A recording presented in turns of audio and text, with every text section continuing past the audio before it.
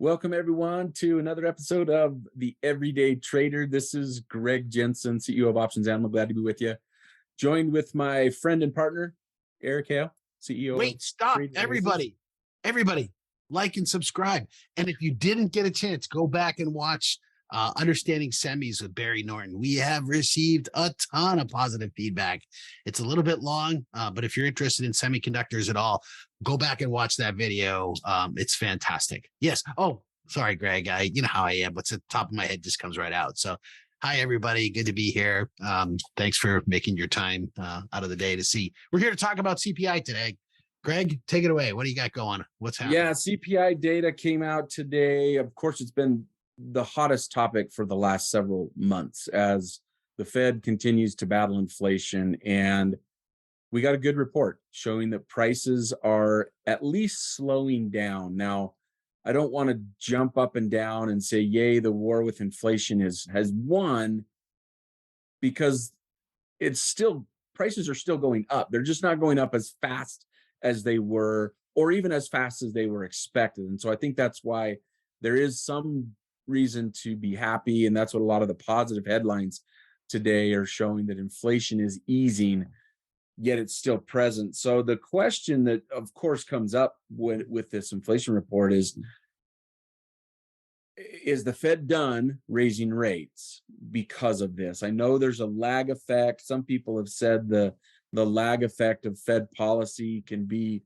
upwards of, 3/4, sometimes upwards of a year before we really start to see the impact of a Federal Reserve rate increase. And that's remains to be seen. What we are seeing in the data that's coming out is that we are seeing some prices calm down a little bit.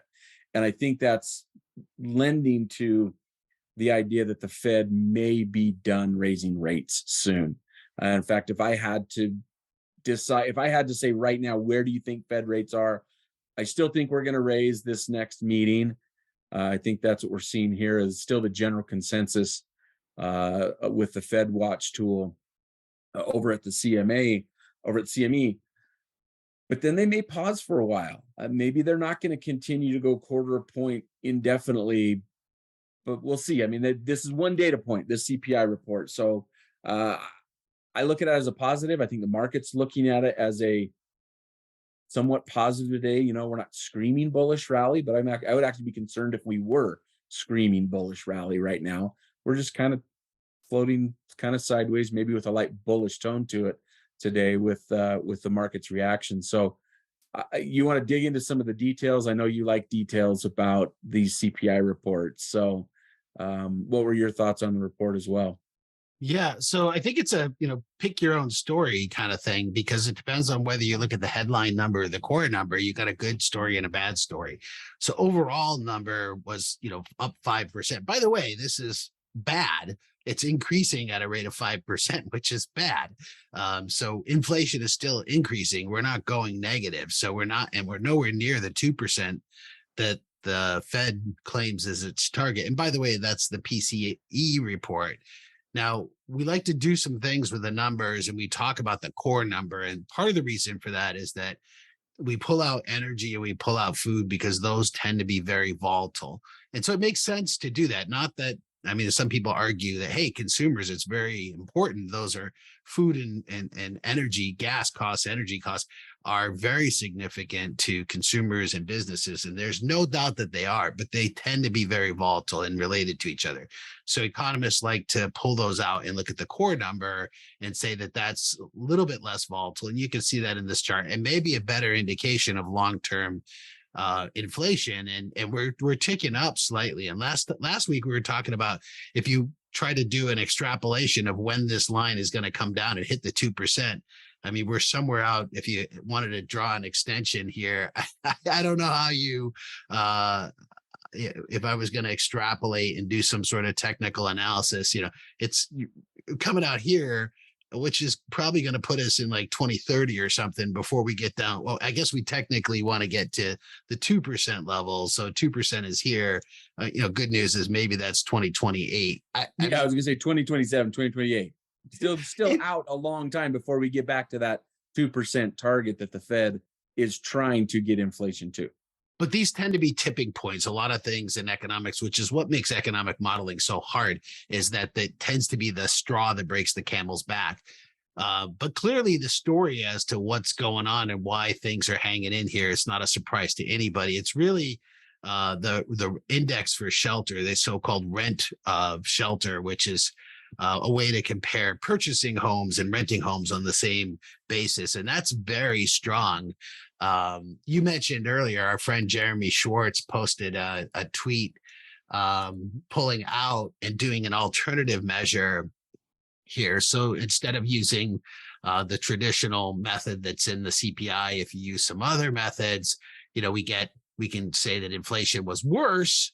And I think this is a little bit of changing the yardstick, the tool that you're using to measure in order to get the result that you want.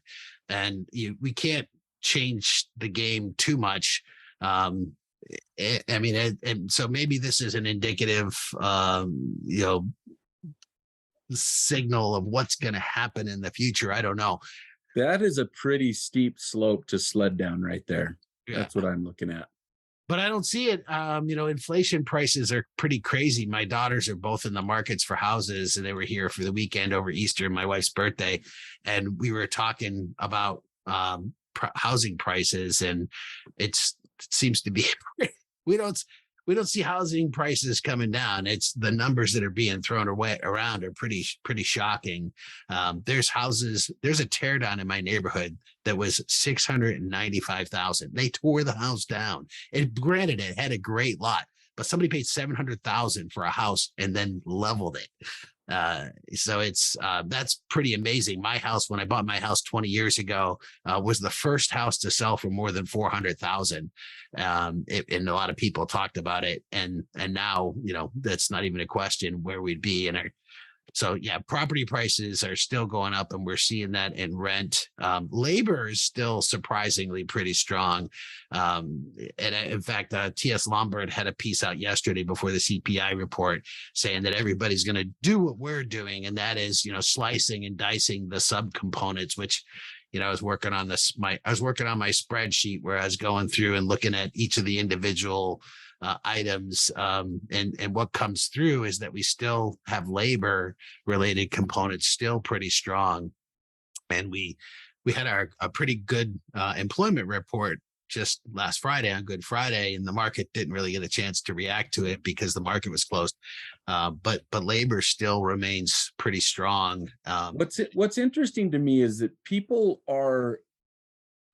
have become so accustomed to any time that the S&P is down for an extended period of time, or if it's not just going straight up, that the Fed needs to cut rates, because that's what they've been accustomed to since, 2008, 2009, when Bernanke, got a Nobel Prize for quantitative easing, that saved the world, right? And arguably, it set this precedent and expectation with investors that that's what the Fed's going to do. And I actually think we don't want the Fed to pivot right now, folks. If the Fed pivots, we're in bad shape for some reason. And that chart of Jeremy Schwartz that you brought up, that's a chart that may show that we are in bad shape if that trend continues. Remember, think about the inflation report that came out today. You said it really well, Eric, is that things are still going up in value. Inflation is still out there. We're not seeing deflation in any way, shape, or form, really anywhere, other than maybe at the gas pump. But that one is very volatile, and who knows with what OPEC did, a few weeks ago, we may not see that stay down there for a while. So I guess I just want to set expectation with everybody out there. Is like, you guys, you don't want the Fed cutting rates right now. That would be, I believe, a very bad thing for the economy, because that means we're crashing. Prices are coming down for the wrong reasons. And maybe that's the question to ask. Are we slow? Is the Fed tightening too fast, or still the fact that they're still tightening? Are we still going to see a lag effect of that, which actually could cause some real economic damage, 3, 6, 9, 12 months from now? And that might be why you see some of the forecasts in some of the future months of the Fed funds futures, market where they're actually pricing in some cuts. And I know we've talked about that's really light volume. It's going to be easily manipulated out there in the future. There's not a lot of predictive quality out there because of that. But that might be what we are seeing, is that some people are thinking, hey, I think the Fed's actually gone too far already, and that we are starting to see the Titanic turn and pick up speed to the downside. And if job losses continue, prices might be slowing down for the wrong reasons. But I don't know that we're there yet. I think that's a really big unknown. Um, and I think it makes for a volatile market. I know one of the things you and I talked about that is showing, fear of volatility out in the future still are the VIX futures, that are showing that there still is out in, 3-6 months out into the future, that there's some uncertainty of what may be happening that is very different from where the current VIX rate is. What are we under 18 this morning? I haven't even looked at it this morning. Yeah, 18.86 right now is the So we're under VIX. 19 anyway. Okay. Yeah, so VIX dropping down again today. The S&P 500 is essentially flat. We were lower, we were higher. So yeah, kind of a gold. You said it before we hit the record button that today's report was kind of a Goldilocks. Not much of a wiggle, just a little wiggle in terms of the Fed funds rate. The probabilities in the future, though, which is interesting, is we've got positive data showing above 5%. And we're hearing Fed speak pretty consistently across the board. I think Harker said it pretty well this week, is that the fact that we're seeing numbers that are showing cuts in here maybe are not an argument for what the Fed is saying. This is just a reflection that people are pricing in something bad happening in the future. And what is that going to be? You and I have been talking about a couple of things. And one of them you just mentioned is the VIX. So I would tell people, go back and look here in March when the VIX was in the same range, and the VIX futures. Now, VIX futures are the kind of thing you have to look at over time to get a feel for how they work. So the VIX futures are an estimate of where the VIX could go to between now and that expiration. And the VIX futures always converge with the spot VIX.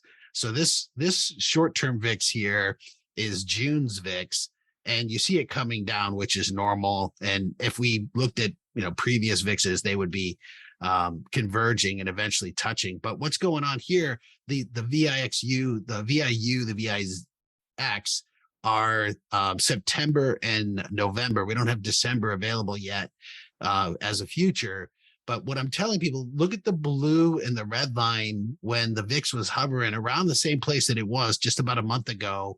And then today, those same VIX futures. Now, normally what you would expect is the VIX futures to be coming down. That is not what's happening. And if you look at some of the other volatility term structures, they're much higher in the latter half of the year. So to me, the VIX, getting to understand how to read these, and it's a little bit like reading tea leaves or tarot cards. It's a little bit of an art, but what this is clearly telling me is that there's a significant increase in perception of risk for the second half of the year. So what is the cause for that? I think it's a couple things. We are arguably, unquestionably, and I've mentioned this, I'm pivoting more towards a recession sooner than later. So there's the recession. We are going to have a recession. The question is when and how bad. Is it going to be this year? Is it going to be next year? I think the market is pricing that in, and that explains some of this. This is part of the reason. This is not the market doesn't believe the Fed. This is something different. This is the Fed. This is the market is pricing in and hedging for some sort of a catastrophe towards the end of the year. So we're seeing it in VIX, not just VIX futures, the Fed futures. And I think this is what Harker was saying this week. I think it was Harker that the market could be pricing in, and it's appropriate for the market to be pricing in a recession or some sort of economic headwinds in the future. And we're definitely seeing it here. And there's a third place where we're seeing it, and that is in the treasuries. So T.S. Lombard had a pretty good piece out last night. As I mentioned, they said, don't focus. Everybody's going to focus on breaking down the components of the consumer price index and looking at each one of these and diving down into the 390 different individual items, everything from cupcakes to chewing tobacco, that's in there, and taking a look. There's certainly some big ones that are worth looking at. And we talked about shelter being a big one. But what T.S. Lombard said is the more important thing is to look at the steepening of the yield curve. So this is the 2-year and the 10-year. There's arguments to look at different ones. And the argument is, hey, when we get an inversion, we get a recession. And that means that the front end of the curve, the yield is higher for short-term rates than longer-term rates. That's not how things normally work. And people say that is a harbinger of a recession. T.S. Lombard pointed out it's not the inversion that causes the recession. It's the steepening. It's the second derivative, if you will, or the gamma. So when the gamma, right now we've got negative to neutral gamma, the second derivative of this thing, if it turns positive gamma, it's going to start swooping up. And we start getting a positive indication of this thing going up. That's the harbinger of a recession, because that's when the recession happens, is when the yield curve steepens, not the inversion. So inversions are things to watch about, but it's the steepening that we need to keep an eye on. And that's, it's another indicator. So we're starting to move closer and closer to this, this recession. And I think we'll get plenty of notice. The good thing is I think we'll get some indications through some of these different sources. Well, we see a lot of that happening, especially in the areas where big tech is at as well. A lot of, I think, companies positioning themselves for a recession. You're seeing companies that, from all intents and purposes, their earnings reports look good. And I'm thinking of, the FANG names, the Facebook, the Netflix, the Google and Amazon and Apple, even Microsoft. Their earnings look good. Their forecasts say they're concerned about inflation, but yet they're not, missing earnings, yet they're laying people off. We are seeing, continued weakness, at least from that section of the job market. And so yeah, there are people positioning, like you said, that's a company's way to hedge against this recession that may be coming with this inverted yield curve. I still believe at the base, at the core of what's going to drive us into recession is what's going to happen to housing. And I know it hasn't happened yet. But I think we have such an odd dynamic in the housing market. And I'll expand it into the general real estate market there as well, and include commercial real estate, that because of the real estate market's sensitivity to interest rate changes. Like I read a stat yesterday, and I wish I would have written it down because it's gone now. But the number was staggering. It was something like they just had to reprice. The article was about a $300 billion real estate fund that was going under, and it was all tied to multifamily housing. And it was because of pricing, and they hadn't hedged risk properly. But then it talked about in the next 5 years, the number, this is what was staggering. It was like $6 trillion of multifamily commercial real estate loans are going to have to be repriced in the next 5 years. And we know where those loans were all originated, 4, 5, 10 years ago at 0% interest rate, and having to reprice them now over the next 5 years. That's a major hurdle. And that's just in the commercial space. So I don't know how it's going to happen. I don't know when it's going to happen, but I do believe that that's still the thing that's going to tip us into recession, is what's coming in the housing market. So I agree with you. That's probably what's causing this uncertainty still. So be careful rooting for the Fed wanting to cut rates anytime soon, because I agree with you. That's not going to be good. A pause versus a pivot. I think some people are using the term interchangeably, but to be clear, a pause, we want to flatten out, and the Fed fund rate stays flat for a while. When the Fed cuts rates, that's when we start looking. So our goal here is to help give you guys some insight, you listeners and viewers, insight into what we're looking at. We're going to have a recession. We're going to get notice ahead of time. It's probably not going to be immediate, but watching some of these leading indicators. The other big one I was going to mention, and that is looking at sector rotation. When we start seeing consumer staples and utilities doing particularly well and industrials doing poorly, that would be another indication.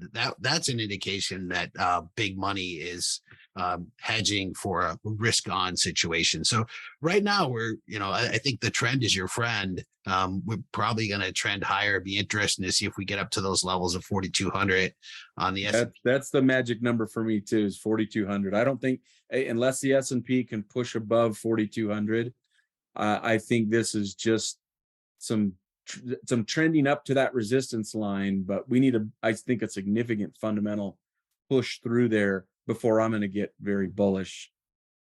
Yeah, that's been a significant level of resistance, that 195, 4,200 area. If we bust through that, it could be the sky's the limit. We do have that 4,100 was seen as a level, and it looks like we are confidently above 4,100.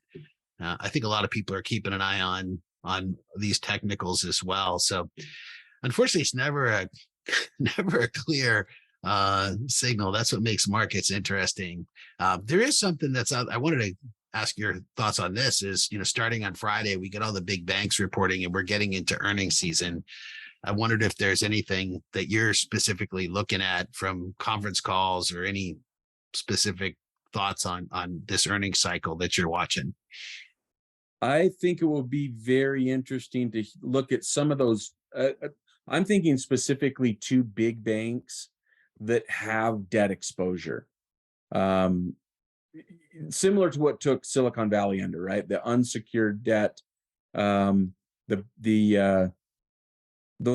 big numbers of, and I'm trying to remember. I know it was Citi. I think the other one was Bank of America. Those are the two that had big numbers. I think JP Morgan's in good shape. I think they'll probably come out of this just fine. They'll probably have huge deposit inflows. The other question mark that will be is how many of the mid to small banks, we've kind of, the market has kind of given most of those small to medium banks that had a big risk exposure of deposit flight. They've given them leeway now because the FOMC, or sorry, the FOMC, the FOMC did too, but the FDIC stepped in, reassured them. The Fed stepped in, reassured them they're going to be okay. That doesn't necessarily reassure depositors 100%. And it'll be interesting to see those smaller banks as well reporting their numbers and how much deposit flight did actually happen. So those are some of the key things I'm going to look for in banks. I don't know if we're through the small to medium-sized banks and the risk to some of those going under from just deposit flight at this point. Yeah, I've seen some of those scary charts about unsecured loans and balances, and there has been this continual bleed of people, flight to quality, or trying to move their savings around. So yeah, it'd be interesting to see what happens in the financial space. I've been in and out. I don't usually trade banks because I have a hard time understanding how to value a company. And I think what happened with Silicon Valley Bank is a perfect example. Is this just months before people were, Kramer was talking about what a good deal it was, or maybe I'm misquoting there, but I know that there were people out there. And I just, how do you know where the value is? So there's been some opportunity, but I'm in and out pretty quickly because I don't understand the space. If I'm going to play a financial, there's one company, and that's Berkshire Hathaway is, I think, the one company that I have the most trust for. By the way, did you see the headlines? He's in Japan. That he thinks that Bitcoin has zero intrinsic value? No, he's in Japan. Oh, just that he's in Japan. He's looking at buying some Japanese companies, so it'd be interesting to see what's happening there. But I did see his comment today about Bitcoin having zero. It's not the first time he said it. Yeah, well, he made a comment. He said, I wouldn't give you $5 for all the Bitcoin in the world. And the reason for that is it's not it's a good point. Is if you owned all the Bitcoin, you'd have nobody to trade it with. It's only worth what other people think it's worth. So the fact that there's a market is where the value comes from. Again, I'm still not. I think it's great that there's Bitcoin out there. Again, I have no idea where it's going to go. But hey, we're going to find out more because you and me in 2 weeks will be on a plane at this time on our way to a cryptocurrency conference. You might No, think, it's not 2 weeks. It's next week. is it next week? Oh yeah, Yeah. next week.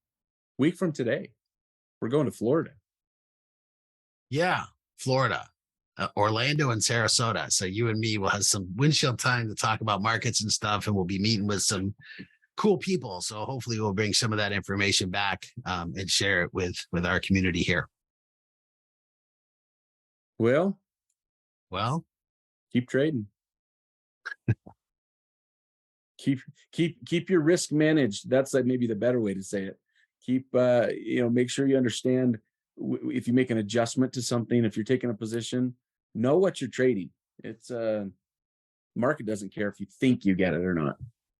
If you don't get it, the market will teach you an expensive lesson. So understand your risk. Awesome. Thank you, my friend. Thanks, Eric. Talk again. All right. I'll talk to you later. Check you all soon. See ya.